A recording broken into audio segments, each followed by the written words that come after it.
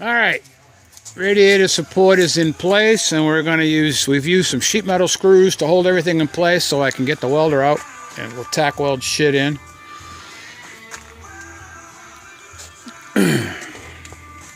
But some of this stuff inside here is so rusty, I don't know how I'm gonna do that. I may just throw a patchwork in there and just give that a little bit of support. But all in all, these aftermarket parts, they line up pretty damn good.